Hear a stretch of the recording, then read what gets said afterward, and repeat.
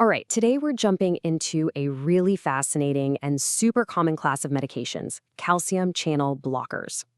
Now, you've probably heard the name, but what's so interesting is that this one name is actually hiding a tale of two very, very different types of medicine. Let's get into it. So just imagine for a second, what if you could literally send a message to your heart and your blood vessels and just tell them, hey, ease up, lower the pressure, just take a breather. Well, in a nutshell, that is exactly what these drugs do. It's a pretty simple idea, right? But how they pull it off, that's where the magic really happens. Okay, so to get how these meds work, we just need to think about two things, a ghost signal and a gatekeeper. Seriously, this one simple analogy is the key to understanding this whole class of drugs. So that go signal, that's calcium.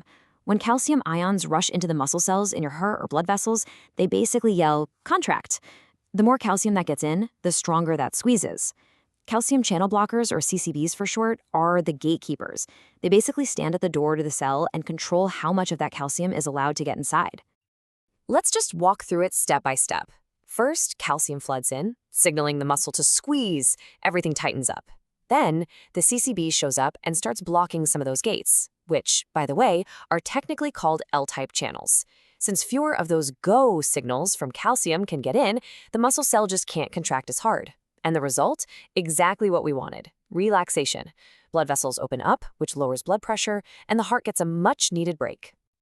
Now here we go. This is probably the most important part of this whole explainer. The term calcium channel blocker is not one size fits all. Not at all. The class is actually split into two very distinct families. Think of them as two specialists, each designed for a totally different job. Getting this difference is everything. And here are those two families. On one side, you have the non-dihydropyridines, drugs like verapamil and diltiazem. Their main target is the heart muscle itself. On the other side, you've got the dihydropyridines, like amlodipine. These guys are specialists for the smooth muscle lining your blood vessels. And that one difference, what they target, creates two completely different kinds of medicine. So let's start with the heart specialists, the non-dihydropyridines. You can think of these as the drugs that tell the heart, hey, slow down, take it easy. So how do they actually tell the heart to take it easy? Well, they do it in a few really important ways. First, they're a negative inotrope, which is just a fancy way of saying they make the heart squeeze with less force. They're also a negative chronotrope, meaning they slow down the heart rate itself. And by slowing down the electrical signals running through the heart, they help control irregular heartbeats, which is why they're also known as Class 4 antiarrhythmics. So knowing all that, it makes total sense what they're used for, right? For angina or chest pain, they reduce the heart's workload so it doesn't need as much oxygen. For arrhythmias, they calm down those chaotic electrical signals. And yeah, they do treat high blood pressure too, but really, their powerful effects on the heart are the star of the show. But that power comes with a really important warning. If a patient's heart is already weak, say from severe heart failure, or if they have issues with their internal electrical wiring, a drug that slows and weakens the heart even more can be really dangerous. It's like you'd never slam on the brakes of a car that's already struggling to get up a hill. Okay, here's a classic question that you might have actually heard about in the real world. You know those warnings on medicine bottles about grapefruit juice? Well, this family of drugs is a perfect example of why that warning exists. The reason why is actually pretty cool. Your body has this specific enzyme, P453A4, that's job is to break down and get rid of these drugs. What grapefruit juice does is it blocks that enzyme from working. So if you take your medicine and then drink grapefruit juice, the drug just hangs around. It doesn't get cleared out, and the levels in your blood can shoot up to dangerous, even toxic levels.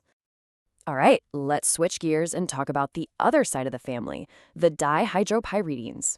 If that first group were the heart specialists, then these guys are the blood vessel specialists. Their number one mission is to relax the arteries. These drugs, like amlodipine, are like sharpshooters. They go right for the smooth muscle in your arterioles, your smallest arteries, with amazing precision. The result is something called vasodilation, a powerful widening of those arteries. And when the pipes get wider, the pressure inside them goes down. It's that simple. They reduce what's called peripheral vascular resistance, and boom, blood pressure drops. And this leads to one of the most important clinical differences between these two families. When a dihydropyridine causes that big, sudden drop in blood pressure, the body's alarm system can go off. It tries to compensate by speeding the heart up. This is called reflex tachycardia. It's the complete opposite of the other family, the non-dihydropyridines, which, as we know, directly slow the heart down. Now, the side effects for this family make perfect sense when you know what they do. That powerful vessel-widening action is the cause of all of them. You get flushing and headaches because blood vessels in your head and skin are opening up. You can get hypotension if your blood pressure drops a little too much. And then there's edema, or swelling, which has a really specific cause. Let's dig into that swelling for a second.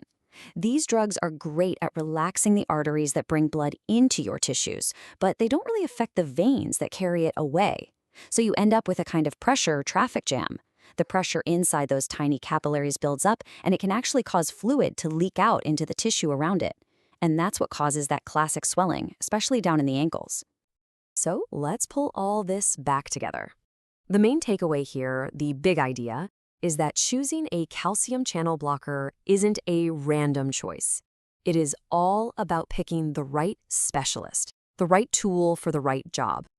So look, if the main problem is in the heart, like in arrhythmia or angina, a doctor's going to reach for a non-dihydropyridine. But if the main goal is just to lower blood pressure by relaxing the blood vessels, then a dihydropyridine is usually the better choice. It all comes down to different targets, different effects, and even different side effects. And that really leaves us with this final thought. You've got one single class of drugs that acts like two totally different tools, and it all just depends on where in the body they prefer to do their work. It's such a powerful reminder that in medicine, the target is everything. Kind of makes you wonder what other amazing 1-2 punches are hiding in our medicine cabinets.